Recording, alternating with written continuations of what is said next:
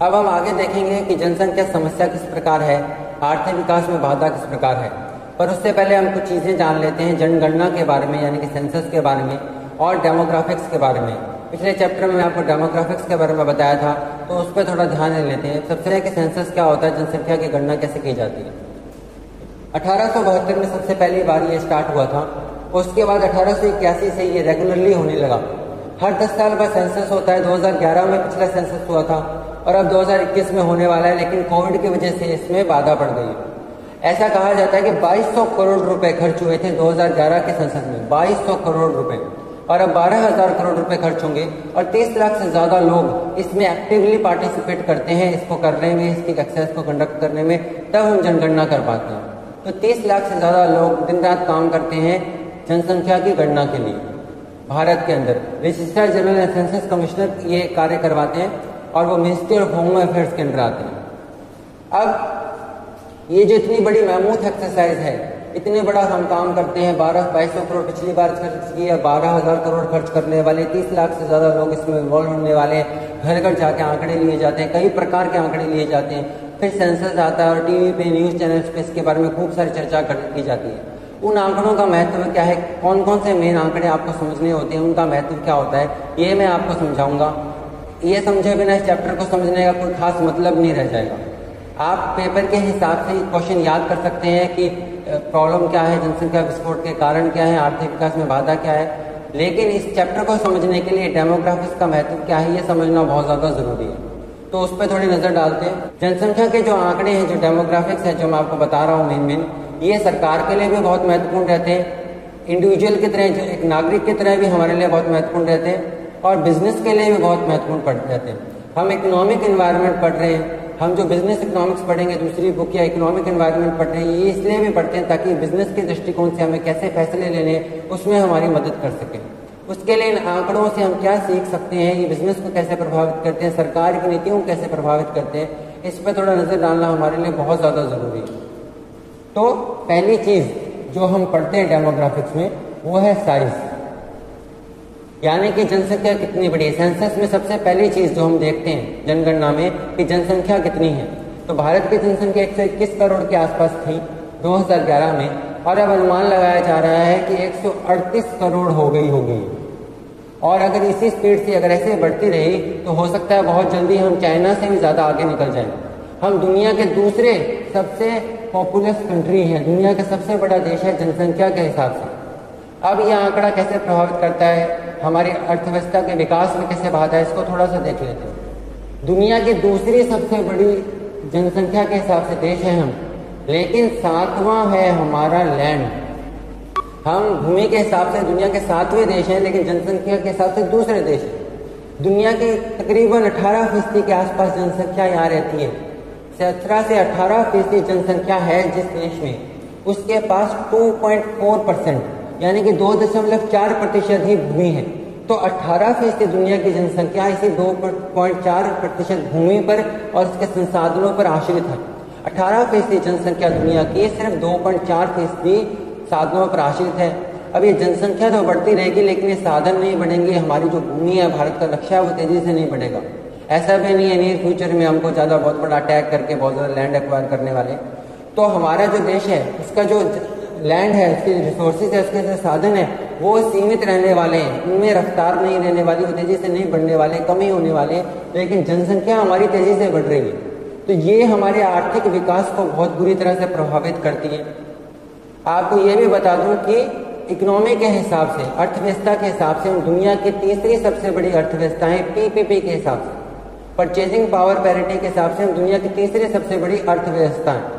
और डॉलर के हिसाब से, जिसको नॉमिनल जीडीपी कहा जाता है, उसके हिसाब से हम दुनिया की 10 सबसे बड़ी अर्थव्यवस्थाओं में है, जिसमें कभी हम 5वें पायदान पे, कभी 6वें पे, कभी 7वें पर फ्रांस से, यूके से हम कम्पीट करते रहते हैं। हम दुनिया की 10 सबसे बड़ी अर्थव्यवस्थाओं में चले गए हैं, और पीपीपी के हिसाब से, परचेजिंग पावर पैरिटी के हिसाब से हम दुनिया की तीसरी सबसे बड़ी अर्थव्यवस्था हैं। चाइना, अमेरिका के बाद भारत का नंबर आता है। चाहे नॉमिनल जीडीपी के हिसाब से टॉप 10 में हो या टॉप 3 में हो, हमारी अर्थव्यवस्था बहुत बड़ी है, बहुत शक्तिशाली है। 3 ट्रिलियन के आसपास पहुंच गई है और 5 ट्रिलियन का हम लक्ष्य रखा है। लेकिन जनसंख्या ज़्यादा होने के कारण वो जो इकोनॉमी बढ़ी है, वो जब बढ़ती है, पर कैपिटल जीडीपी आता है, प्रति व्यक्ति आय जब निकलती है, तो हम बहुत ज़्यादा पीछे हैं। अभी लेटेस्ट आईएमएफ के प्रोजेक्शंस के हिसाब से हम बांग्लादेश से भी पिछड़ गए। तो आप देख सकते हैं कि जो देश चीन से, अमेरिका से कम्पीट करने की ताकत आज रख रहा है, यूके से, कनाडा से, फ्रांस से, इन देशों से हम कम्पीट करते हैं, हम टॉप 10 में आते हैं, हर हिसाब से हम टॉप 10 में आते हैं, चाहे पीपीपी ले लो, चाहे नॉमिनल जीडीपी ले लो। लेकिन पर कैपिटा इनकम एक व्यक्ति के हाथ में कितना आता है, उस बढ़ी हुई जनसंख्या की वजह से हम बांग्लादेश से भी पीछे हो जाएंगे। ये बहुत खतरनाक चीज़ है हमारे लिए। तो हमारा जो पर कैपिटा जीडीपी है, पर कैपिटा जीडीपी है, हमारी पर कैपिटा इनकम है, वो बहुत गिर जाती है, वो गिर जाती है।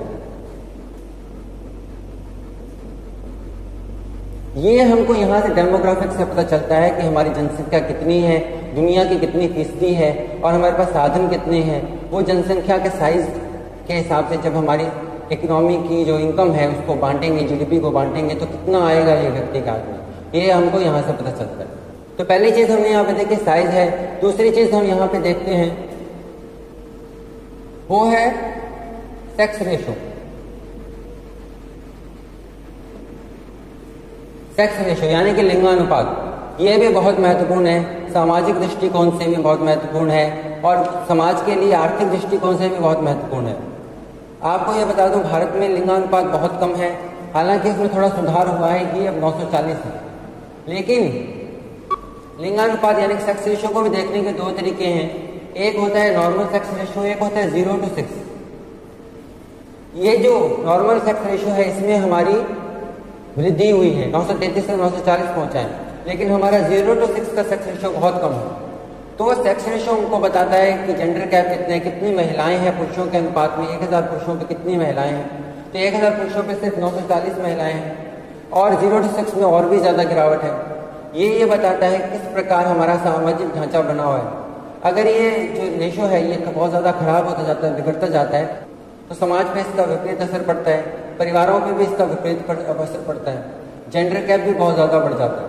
तो ये रेशो हमको ये बताता है कि हमारी जो है स्थिति कैसी चल रही है, एजुकेशन का लेवल कैसा है, किस प्रकार के लोगों की विचारधारा है, किस प्रकार से हमने महिलाओं को स्थान दिया है समाज के अंदर, ये हमें रेशो बताता है। तीसरा रेशो आता है लिटरेसी।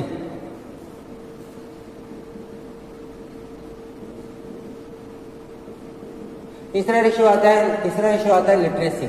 भारत में जो है शिक्षा की जो दर है वो केवल 73% है।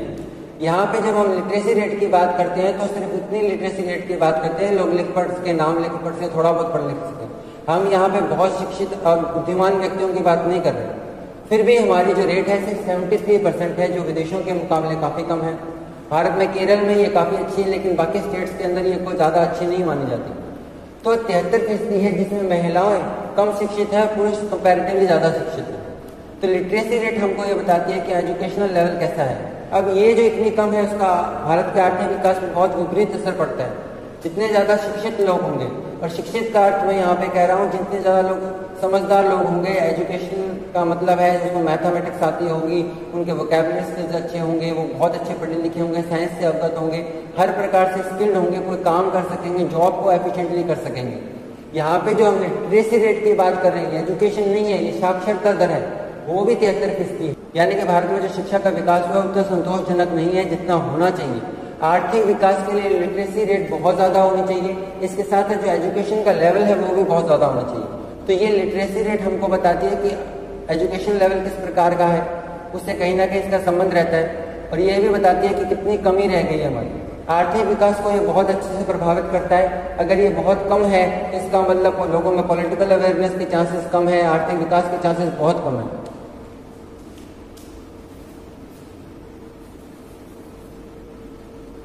इसके बाद आता है रूरल अर्बन रेशो।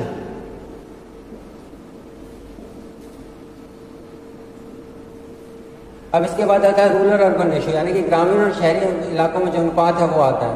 भारत में अभी भी 70% आबादी गांवों में रहती है। तो रूरल अर्बन रेशो से हमको ये आइडिया लगता है कि कितना हमारा अर्बनाइजेशन हुआ है, शहरीकरण कितना हुआ है, कितने लोग शहरों में रहते हैं, शहरों का विकास कितना हुआ है, अभी भी लोग गाँवों में कितने रहते हैं, वहाँ पे सुविधाएं कैसी, उनको बाद में हम देखते हैं। तो रूरल अर्बन रेशो हमको बताता है कि हमारा डेवलपमेंट लेवल किस प्रकार का है। तो इसके दृष्टिकोण से आंकड़े कैसे महत्व रखते हैं उसको देख लेते हैं।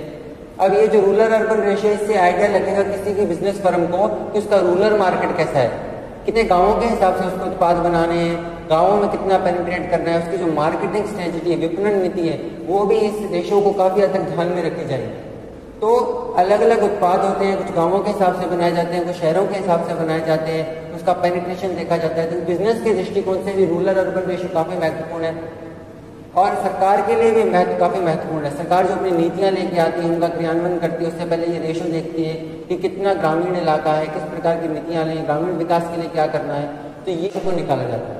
यहाँ मैंने आपको सेक्स रेशो बताया था, बिजनेस के दृष्टिकोण से भी ये काफ़ी महत्वपूर्ण है।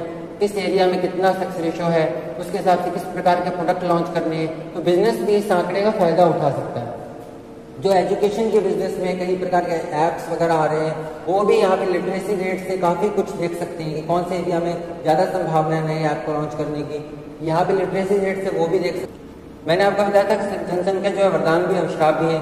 तो वर्किंग पॉपुलेशन का रेशो निकाला जाता है, कितने लोग ऐसे हैं जो काम कर सकते हैं, कमा सकते हैं, अब दूसरों पर निर्भर नहीं है, ये यहाँ से निकाला जाता है। तो वर्किंग पॉपुलेशन का रेशो सरकार को बताता है कितनी ह्यूमन रिसोर्स की संभावना है, और जब भी कोई कंपनी किसी देश में इन्वेस्ट करने वाली है तो वो भी वहाँ के ह्यूमन रिसोर्सेज का ध्यान में रखती है। अब उसके बाद आती है डेंसिटी। भारत में 382 की डेंसिटी है, ये है घनत्व। कई जगह घनत्व बहुत ज़्यादा है, जैसे दिल्ली में घनत्व 11,000 से ऊपर है, वेस्ट बंगाल में, बिहार में घनत्व बहुत ज़्यादा है। कई जगह घनत्व बहुत कम होता है, जैसे जैसलमेर में 17 का घनत्व है। तो घनत्व यानी कि डेंसिटी भी बहुत हद तक प्रभावित करती है नीतियों को। सरकार ये देखती है कहाँ पे ज़्यादा उनको कोशिश करनी है, जहाँ पे घनत्व ज़्यादा वहाँ पे फैसिलिटी ज़्यादा प्रोवाइड करवानी पड़ेगी, क्योंकि वहाँ पे जनसंख्या का बोझ ज़्यादा होगा। बिजनेस के दृष्टिकोण से भी देखा जाए, अगर आप बिजनेस कर रहे हैं तो बिजनेस के दृष्टिकोण से भी जो कंपनीज वगैरह है वो देखती हैं कि घनत्व ज़्यादा है। अलग अलग तरह की फैसिलिटीज़ के लिए अलग अलग तरह के मार्केट को देखा जाता है। जहाँ पे डेंसिटी ज़्यादा होगी तो मार्केट ज़्यादा, कंज्यूमर्स भी ज़्यादा उसी एरिया में कंसनट्रेटेड होंगे, तो वहाँ पे ऐसा बिजनेस सेटअप करेंगे जो कस्टमर्स को कैटर करेगा। कहीं पे आपको इस तरह का चाहिए, आपको बहुत ज़्यादा जगह चाहिए, वहाँ पे आप ऐसा प्लांट लगाएं, हजार्डियस केमिकल्स का प्लांट है, आप चाहते नहीं ज़्यादा लोग आपके एरिया में है, तो आप कम घनत्व वाले एरिया में प्लांट लगाएंगे। अब जैसे मोबाइल टावर लगा रहे हैं तो वैसे एरिया में नेटवर्क ज़्यादा प्रोवाइड करवाना चाहेंगे, ज़्यादा कस्टमर्स हैं। आपने डेंसिटी देखी है, कहीं पे बिल्कुल घनत्व कम है और आप बिल्कुल सुनसान में जाके टावर लगा रहे हैं, वहाँ पे उसका कोई खास कमर्शियल पर्पज़ नहीं रह जाएगा। तो डेंसिटी को ध्यान में रख के बिजनेस प्लान भी होता है और डेंसिटी को ध्यान में रख के सरकार भी अपनी नीति बनाती है, कैसे विकास करना है, इंफ्रास्ट्रक्चर कहाँ पे प्रोवाइड करवाना है, कहाँ पे कम प्रोवाइड करवाना है, क्योंकि सरकार के साधन सीमित है। तो अब उसके बाद आता है जीवन प्रत्याशा दर, यानी कि लाइफ एक्सपेक्टेंसी।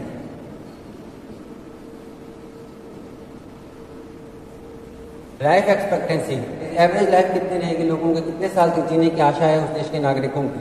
लाइफ एक्सपेक्टेंसी ये बताती है कि उस देश में स्वास्थ्य सेवाएं कितनी अच्छी है, जीवन का स्तर किस प्रकार का है, लोगों के रहने खाने पीने की कंडीशंस कितनी प्रकार की हैं, क्योंकि जितनी अच्छी कंडीशंस होंगी, जितनी अच्छी स्वास्थ्य सेवाएं होंगी, उतनी लाइफ एक्सपेक्टेंसी ज़्यादा होगी। तो ये बताती है काफ़ी हद तक कि इस देश में कितना विकास हुआ है। विकास अच्छा है, हेल्थ फैसिलिटीज अच्छी हैं, तो लाइफ एक्सपेक्टेंसी भी ज़्यादा होगी। तो ये कुछ मेन डेमोग्राफिक्स थे जो मैंने आपको बता दिए। सेक्स रेशो हो गया, डेंसिटी है, वर्किंग पॉपुलेशन रेशो है, रूरल अर्बन रेशो है, लाइफ एक्सपेक्टेंसी है, जो जनरली क्वेश्चन आपके एग्जाम में भी आते हैं और ये बिजनेस को और सरकार की नीतियों को भी काफ़ी प्रभावित करते हैं। कुछ और डेमोग्राफिक्स भी आपके बुक में, वो भी आप देख लीजिएगा, उनको पढ़िएगा और कोई भी क्वेश्चन हो तो आप मुझसे पूछ सकते हैं।